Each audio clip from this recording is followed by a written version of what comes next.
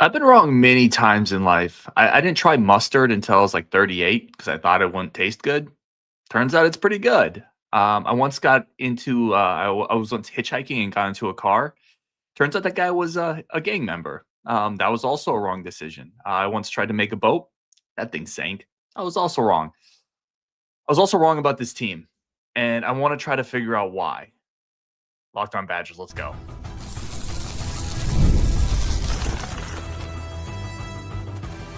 You are Locked On Badgers, your daily podcast on the Wisconsin Badgers. Part of the Locked On Podcast Network, your team every day.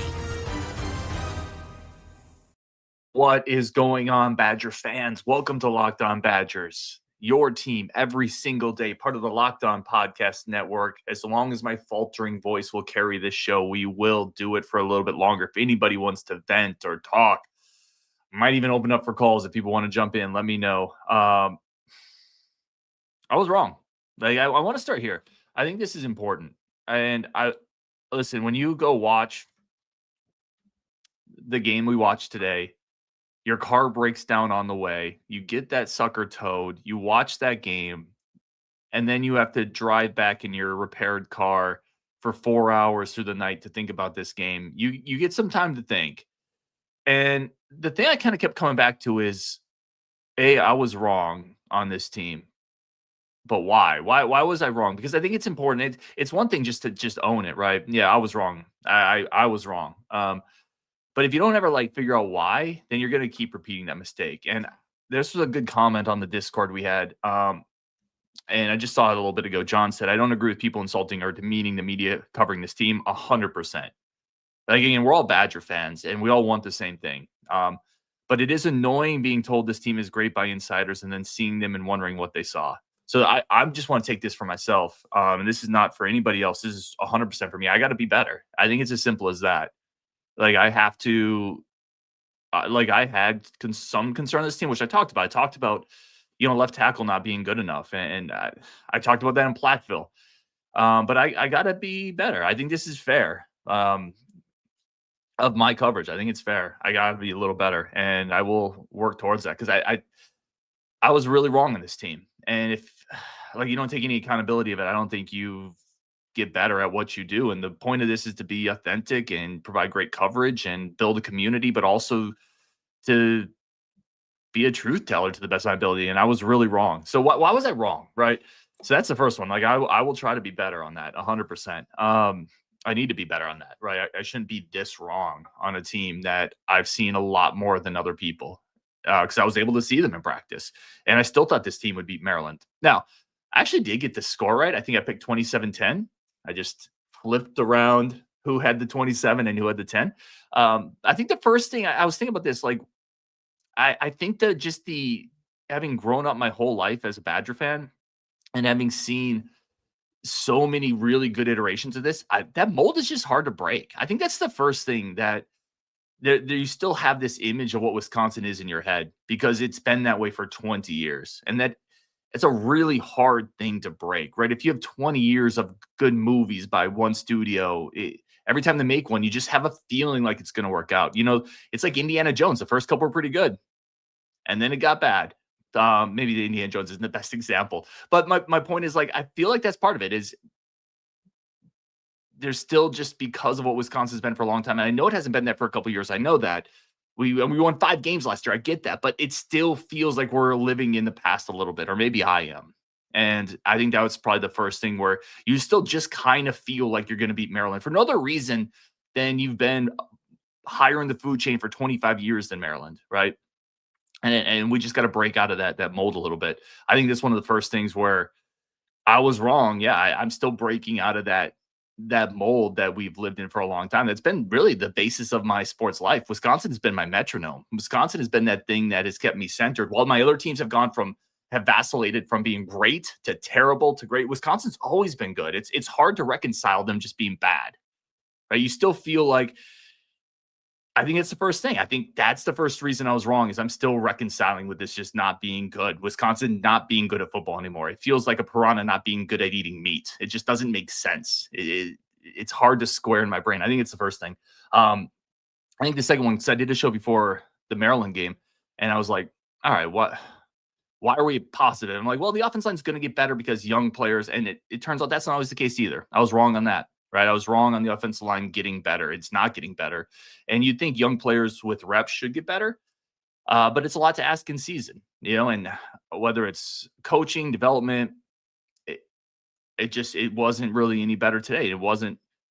It should have been better, but it wasn't. So I was wrong on that one. The other one I was wrong on, again, looking back to this game specifically, one of the reasons I thought Wisconsin would do better in this game was the quarterback play. And I said, this week, you were either going to get Daniel Neal with another week of reps in practice, not playing Alabama, or you were going to get Billy. What I didn't anticipate was they would give Billy most of the reps in practice, but he wouldn't really be healthy enough to play. See, I think that was a huge mistake on their part. It seemed pretty clear that Billy wasn't going to be healthy enough. So that this whole week should have been giving Danny those reps, in my opinion.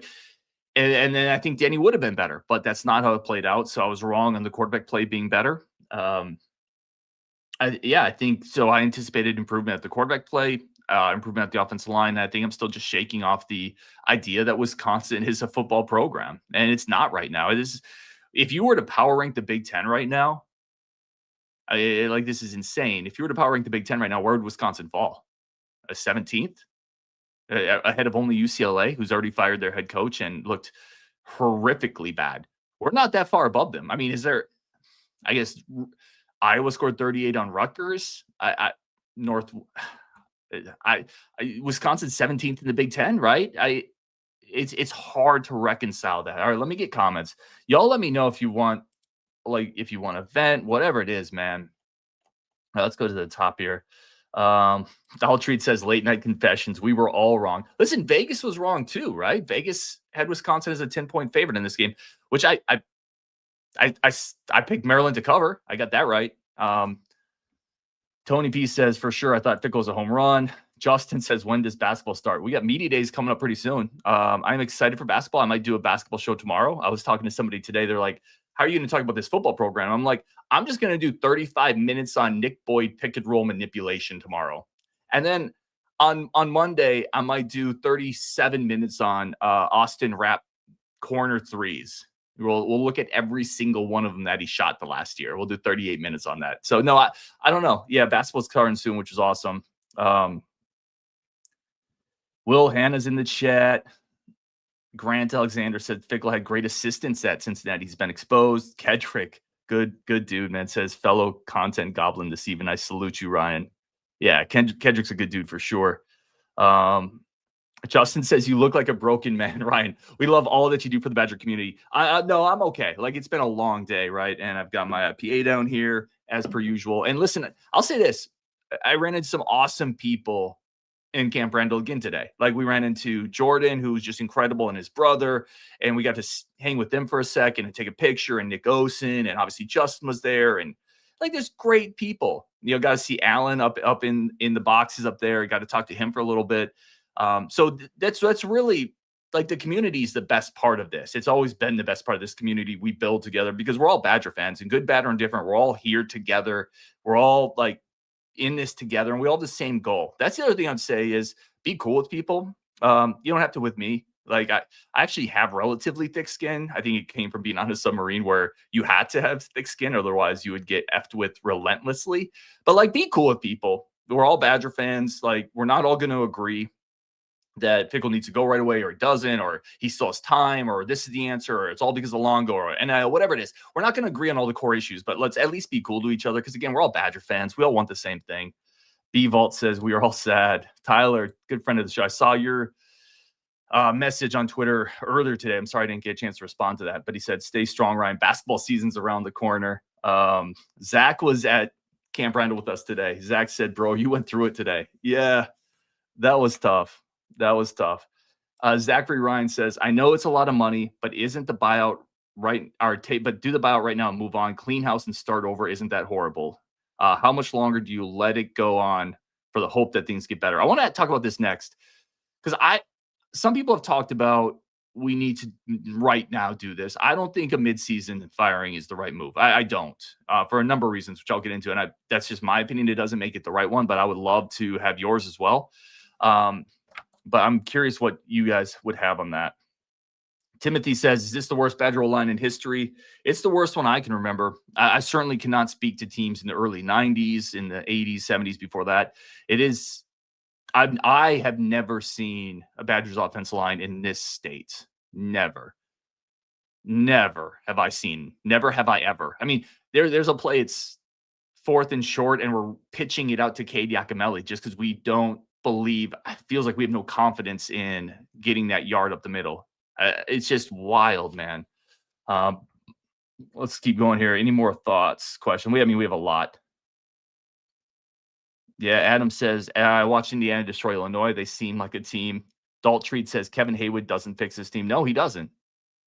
He doesn't. Listen, Kevin Haywood would be a big friggin' help, but we have issues. We have a lot of issues in spots, and Kevin Haywood is not the reason we got a punt blocked. He's not the reason we had a field goal blocked. He's not the reason a redshirt freshman quarterback looked pretty poised and comfortable in the pocket today against us. He's not the reason we can't run up the middle. Like, Kevin Haywood would be a huge help to this team, but yeah, he's not fixing all this.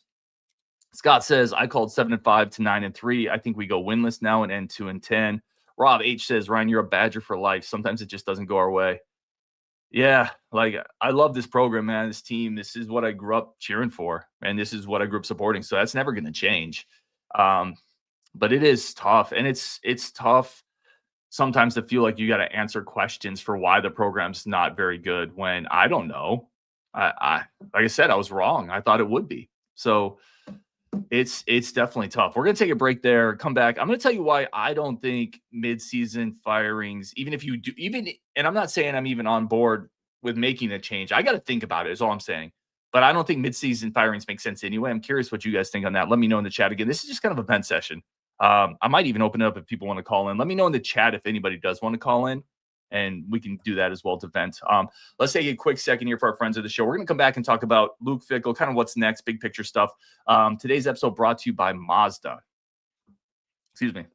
You can just move through life, or you can find the things that move you. It's your choice. If you choose to get out there, choose your people, you can choose to go for it, like really go for it. Just choose to do something that moves you. Mazda crafts cars for those who choose to do more than simply move. Mazda, move and be moved. Today's episode also brought to you by our incredible friends over at DoorDash. Listen, I actually talked in the opening. I didn't have mustard until I was like 38, 30, late 30s, because I just didn't think it would taste good. And then I had it. I'm like, oh, this is pretty good. So I like it now. And I could DoorDash some brats with some mustard, with some ketchup, some relish. It'd be incredible. DoorDash is my place to get that food delivered to me. And with DoorDash Streaks, you can get even more cash back as you stack up those Saturday streaks. You know, we're going to talk about somebody who delivered this weekend for the Badgers, and it was the fans. The fans were there. They wanted to cheer. They wanted to support. It was rainy. It was an early game, 11 a.m. They were there for it. The fans are always ready to support this program. They always set that streak, just like DoorDash delivers every Saturday. You can stack it up all season and save up to $250, including $100 in DoorDash credits. Order this Saturday. Keep the streak alive. Fuel your game day only with DoorDash. Terms to apply. Promo period through 11/18. Today's episode also brought to you by our good friends over at 5 Hour Energy. Caffeine has just gotten a little bit of an upgrade with our friends over at 5 Hour Energy. Tasty caffeine in 17 bold flavors. Each 2-ounce shot packs the caffeine of a premium 12-ounce coffee plus B vitamins and nutrients with 0 sugar and 0 crashes. What I love most is just how portable they are. They are so portable. Buy them, throw them in your backpack, throw them in your pocket, whatever it is. They're simple, easy, great flavors. They don't crash afterwards as either. Like, it is really, really simple, easy, clean energy. Right now, enough with boring, flavorless caffeine. It's time to give your caffeine a flavor upgrade with 5 Hour Energy shots. Get the favorites you love.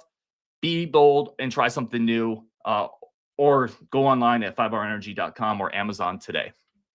Okay, let me lay out my case why I don't think midseason firings make sense. And I know a lot of people disagree with me on this, and that's fine. Like, I say this consistently on this show.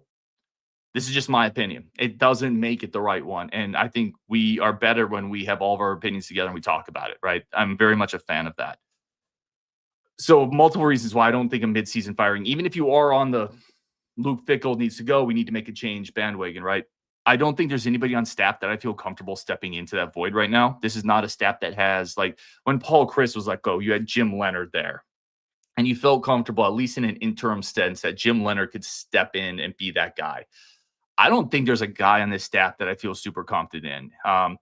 Jeff Grimes has been an offensive coordinator, Tressel. Like, I feel like as much as people think this is as low as it can get, it could get worse. There's a really tough schedule coming up. And I don't think you want to just throw a coach who's definitely never been in that position into that hot seat and say, see if you can fix it. It just seems like a really unfair thing. So that's the first one, is I don't think there's a guy that you bring in that would help this. Because the only reason you do this, I think there's two reasons you would do this, right? One of them I think is valid, and the other one I think is just more appeasing fans, and I don't think helps. I'll start with the fan appeasement one. I think a lot of people just want something done, right? This is horrible. Do something. This is awful. Right? Not all action is actually useful action. Sometimes movement and motion isn't actually doing anything, right? And I think if you're just doing it to appease fans, I don't think it helps the product. I don't think it helps the team this year. There's still a lot of season left. There's a lot of players on this team that do believe in Luke Fickell, have bought into this. If you remove him in the middle of this, it's almost like the ship has hit a rock, right? If you want to think of like a boat analogy, a Navy analogy or term. And then now it's ripped the captain off. You got to let him right the ship, in my opinion. Again, I know people are going to disagree with me on that. And I'm not telling you also have to give him next year, right? But I think removing him right now, right after this just happened, I think it sends the wrong message. I think it creates more chaos, and I think it makes it worse. I really do. The other reason why I think it makes sense to not do it is if it's not going to help this season, you might as well see if you can salvage something, right? When you hire a coach, and you decide to move on from him, you have to be so sure he's not the guy, right? And I know a lot of people are already sure of that with Fickell, but I would like to see the rest of the year. I don't know why right now. I know people are going to disagree with that, but I just think it makes sense to see. Because you have to be so sure, because I don't think there's a big advantage to making the move right now anyway. So let's see how this team responds in Michigan, in my opinion. I know people aren't going to like that opinion, but I'm being as authentic as I can be. Like, that's where I'm at right now. The only reason in my head that would make sense, if we're going to play devil's advocate, to move on quicker is if there's a coach you've identified that you really like and you think other jobs are going to open up, potentially it allows you to get ahead of the curve. UCLA has already done this, right? So that would be the argument to me that makes sense. I again think you don't make a midseason fire, not 2.3 years into somebody's contract, but that's just me. Let's get comments. I know people are going to agree with that one or disagree with that one. Let's keep going here. Mark D, when are we going to start having the conversation about McIntosh? Ben says McIntosh also needs to go. He can't escape accountability. Yeah, like if you hire the football coach and he doesn't do well. Now, volleyball's been good. Women's hockey's been great. Obviously, just won a title. Men's hoops has been great. I think women's hoops, well, there's some off the court stuff going on there too. So I don't know. I don't know if there'd be a huge appetite. And here's the thing. Here's the thing with McIntosh. You guys let me know if you think I'm crazy or not on this. I thought he made a good hire by hiring Fickell. Like, what percentage of Badger fans like that hire? 90-ish? What percentage of the national media like that? It felt like he made the right move. It felt like he did the things he was supposed to do. Now, I think there's some logistical stuff behind the scenes you could talk about. Maybe, how much of the NIL stuff is maybe more on his plate. Maybe we weren't as competitive there as we needed to be out of the gate. That's probably a fair criticism of at least to loop McIntosh into. But I think he made the hire everybody wanted him to make. He hit a home run, and it just didn't work, which none of us first saw. Well, I shouldn't say none of us. There were some people that didn't like it, but they were certainly in more of a minority. And so I don't know. I think he made the right move, and it just hasn't worked. Tanner says, I think the most glaring thing in the Fickell tenure is lack of development. Name one player who has improved over the past 3 years. Yeah, I mean, I can name a couple, but I think your point is valid. Certainly a guy like Christian Allegro has gotten better. Certainly, I think Vinny Anthony has gotten better. But, gosh, it's a good point, right? You can't name as many as you should be able to. Ben Barton has gotten better. Brendan Lane has certainly gotten better. Again, like I can name some, but it's me having to think harder than I should. Daryl Peterson has gotten better. Sebastian Cheeks from last year to this year is better. But you notice none of those guys are offensive linemen. that I'm naming, none of them are a tight end or a quarterback or a running back. That's a problem. Adam says, do they win another game this year? I don't think so. I do think they win another game. Again, and people may not want to hear this right now, but I tend to think you're never quite as bad as your worst moments and never quite as good as your best. And college football's a long season. Teams don't typically go 2-10. They'll trip up somebody probably. Are they going to get to 7-5, which was my preseason prediction? No, they're not going to get that. But I do think they'll trip up somebody. It's really hard to finish the season winless after your first two games because, Iowa can be interesting. Minnesota, I don't know. I mean, Indiana looked great today, but Illinois didn't. I think you'll trip up somebody, to your point, Adam, to your question, but I don't think it's going to be a great season, and they're not going to trip up many, I don't think. All right. Let's keep going here. Bo Dragon says never hire an Ohio State alum. Will says, I disagree, Ryan. You gave reasons for your thoughts and opinions and for people to get on your case because you may have gotten something wrong as ludicrous. No, I appreciate that, Will. Like, seriously, like this is real talk here. I do appreciate that, but I also honestly feel like I should be I should be better next. I don't know. Like, I don't know how to word it, but I don't know if I was as loud on some of the things that I thought could be issues, I guess. And maybe that's something I just got to be a little clearer on. So I mean, here's the thing. I think no matter what you do in life, you can always get better at what you do. So maybe that's just me saying, because the journalism thing, let's be honest, still kind of new to me, right? I've only been doing this for a couple of years and going to practices and talking on practices while also trying to kind of walk a bit of a line where you don't want to be too critical. But I think that's maybe something I need to do a better job of walking that line. But I do appreciate the comment, man. Will's good people for sure. Tanner says 14th at best in the Big Ten. Yeah, maybe I was a little too harsh when I said 17th. Vance says, is this a lack of talent or bad scheme or both? I'm not a genius, so genuinely curious what others think. So this is a great point or a great question because this ties into a discussion we were having at the game. I think this is mostly coaching. I think most of what we're seeing now with the depths of how this team is playing is coaching. I really, truly believe that because Maryland, to me, is not 30 points, 20 points more talented than Wisconsin. I think we've overestimated some of the talent we have at spots. I think it's completely fair. But I think we have some really actual talented guys on this team. I think Austin Brown is a really talented guy. I think some of the corners are pretty talented. I think Reiger and Cheeks are talented. I think Allegro is really talented. There's some stout guys on the defensive line. I like our running backs. I like Vinny. I like Lance Mason. So are we immensely talented? No, obviously, but we're not so under talented that Maryland should beat us by 20 at home. So to me, this is more of a coaching thing. And that could be scheme. A giant moth just flew by me. I don't know if people saw that watching YouTube. That could be scheme. But I also think it's a little bit of urgency. There's something, it feels like there's something, and this ties into slow starts. It feels like there's something that is being taken for granted in this program. And it almost ties back into my point of, as a Wisconsin fan, I feel like we're on a certain pedestal that we can just show up almost and compete in certain ways that we haven't proven we can for a couple of years. I almost feel like that if that's in the locker room somewhere, and I don't know that, I would not speak to that because I haven't been told that, but it feels like there's a lack of, intensity, energy, urgency. Where was the urgency today? And I'm telling you, you don't see it everywhere in a game that they had to win. So, yeah, I think it's more of a coaching thing, coaching culture leadership right now. Jack says, I think they'll go 4-8. Yeah, Scott says last, UCLA could beat us. I don't think UCLA would beat us. But listen, I'm not loving this team right now. Jesse says, it's just so bad right now. I don't even know where to begin. Let's keep going here. Will says, I had Bucky 31-16, and who will I apologize to? No one. There you go, Will. I love it. Daltrey says, yes, for your mental health, please lean into basketball and forget any football content for 2 weeks. No, I won't do that. Like, we're still going to talk football. Michigan's going to be a big game. Like, we're still, but hey, basketball's coming up. We are definitely going to talk some basketball. Hunter says, what up, y'all? And then Jack says, not doing good.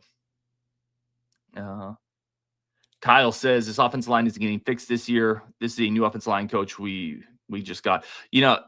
That's part of it too, right? If you think back to how many offensive line coaches has Riley Mallman had, this is systemic failure to some degree by this program, which continues to change offensive linemen, change offensive coordinators. It's been a cycle there. So maybe we shouldn't be that's probably another one that we didn't talk about enough. Maybe we shouldn't be so surprised by a lack of development at times when every year people have a new offensive line coach. And why did you get rid of a guy like Jack McNells? Because he wasn't developing them. So if you had maybe Blazik or somebody else from the beginning, that's like a year of development that, the offensive lineman basically didn't get. All right, let's wrap it up here. Again, so many comments I didn't get to. Let me try to get to some of them about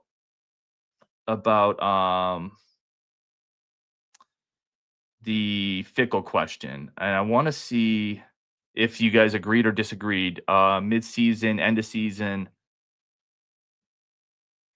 Nino says if you fire Fickle now, you can kiss all the recruits goodbye. So on this one doesn't bother me too much. And I'm going to be honest on this. And it's a good point by Nino. I appreciate him in the chat. I like this class. Like I really love Amari. I like the tight ends, right? I like Elams. I like Ba. Yeah, I love Reader. I like Wenzel. Like, so it's not any indictment on anybody in this class, but what I'll say about the recruits is if you don't think you have the right coach, the recruits won't matter. If you don't think you have the coach to develop and to maximize your talent, then it doesn't matter who you're getting in the recruiting class. And you have to make the change because whoever you get in, it's not the coaching staff, if they're not the correct people for this job, aren't going to develop them. They're not going to use them. And the other thing I would say is, sure, if you were to lose parts of the staff or the staff and you'd lose those recruits, whomever you're bringing in very likely is going to bring in recruits and players with them as well. So it's a bit of a two-way street. You're going to lose some, but you're going to gain some. Look at what Signetti did at Indiana. Not even from the success standpoint, which is incredible. Like, he brought a bunch of his people with him. Right. So if you go out and you get, I saw Jason Eck in the chat. I've seen a couple other names. Well, they're probably going to bring some of their guys with them too. So I wouldn't look at it too hyperbolically. Like, we'll lose all these players. I think you lose some, you'll gain some. But ultimately, if you get the coach right, that's far more important than one recruiting class, because that coach is going to impact a bunch of recruiting classes coming up. That's the creme de la creme. That's what you got to hit. You got to hit that right. And if you get that right, the recruiting will fix itself. Scott said, Ryan, how do you call in? I didn't actually put the call-in chat in here. Let me see if I can try to do that. But I'm about to wrap up. We'll do a call-in show later, I promise. Oh, God, we got an Ohio fan in here. I'm not even putting that comment up. Red Shed says specifics are important. I generally don't understand Grimes adding complexities, trying to force Billy Edwards, limiting O'Neal's reps in practice. I agree with that. And I thought some of the Grimes stuff today was crazy. And I've liked a lot of what he's done, but bro, that receiver reverse pass that was almost picked off, the Wildcat snap to tack or to Yakimelli to pitch it to the quarterback to throw the ball, the Wildcat snaps to Dylan Jones. Like, it's too much. Even the simple things that we're doing, in my opinion, not an offensive coordinator, not an offensive line coach, but where we're shifting Riley Mallman from the right to the left, Maryland's not moving on that. We're doing unnecessary, complex things for an offense that's struggling to do the simple things. It's like watching my kid try to tie his shoes and then seeing a teacher come over and say, well, actually, can you tie your shoes while you're running? Like, it's too much. Like, if we can't do the simple things well, we don't need to do all these extra kind of gadgety, complex shifts and movements and plays. And for the most part, none of them are working, right? But let's run a few more inside zones. Let's run a few more button hooks, like kind of simple mesh route concepts that I think Daniel Neal can hit. It felt like it was overly complex. I'm not sure if that's what you're hitting on, Red Shed. I also, like I said, I talked about it to start. I don't like what they did with quarterbacks this week. If Billy Edwards was really so limited that as soon as he's going to go out there, he's going to get hurt, then you shouldn't have been taking reps away from Daniel Neal all week. When you had, because Daniel Neal would have been better this week if he got all the number one reps. Instead, he didn't get as many reps, so Billy did, and then Billy couldn't play, so they had to put Danny right back in. To me, that was a whole cluster. That was completely unnecessary and ridiculous, in my opinion. to like flip quarterbacks right away. We're going to put Danny O'Neal for a running play, then bring Billy back in. And then Billy's hurt. Now we got to go back to Danny. But Danny didn't get very many reps this week because we're trying to get Billy ready. I thought that was crazy. Straight up. I said at the time, I was up there with Zach and Curtis and Justin. I'm like, this doesn't make sense. What are we doing? And listen, Billy's fully healthy, but he wasn't. And that felt like a force. But I also felt like they were desperate in trying to make something happen. So I understand that, but that backfired as well. Nick says, you were wrong. He was right. Whatever. Everybody feels terrible right now. I don't even know. I'm now like getting random things in here. So I don't even know what that was in response to. Playmaker, but who's awesome, by the way, said, we've been unable to develop players consistently under Fickle. Nowakowski at Indiana today had like a 43-yard touchdown. You guys remember Riley Nowakowski? He had like a 43-yard touchdown today against number 9 Illinois. Yeah, Mark said, I said before the season, 4 wins and got ridiculed for it. Well, it looks like you're going to be right. Straight up. Like, I'll give you your flowers on that. Again, I was wrong. I was wrong. Will says, I rarely give an F grade. Today, the O-line got an F grade. All right, we'll wrap it here. We'll do a call-in show probably Monday if anybody wants to call in. Again, to have a shirt on. Aside from that, it's going to be a good venting session. I didn't get to every comment because we got a ton of them in here, and I really appreciate everybody jumping in. Kate Barry says, Jim Leonard, please. I'm intrigued by it. I'm not going to lie. I'm intrigued by Jim Leonard. All right, we're going to wrap it there. Again, a bunch of people I didn't get to in the chat. Jesse, Thomas Miller's in there. Connor's in there. HES is in there. Jason's Army's in there. A bunch of great people. On Wisconsin, as always, really do appreciate you guys. I'm sorry. I wish this was a better show and a better day. All right. On Wisconsin, appreciate you guys so much, and we will definitely talk tomorrow.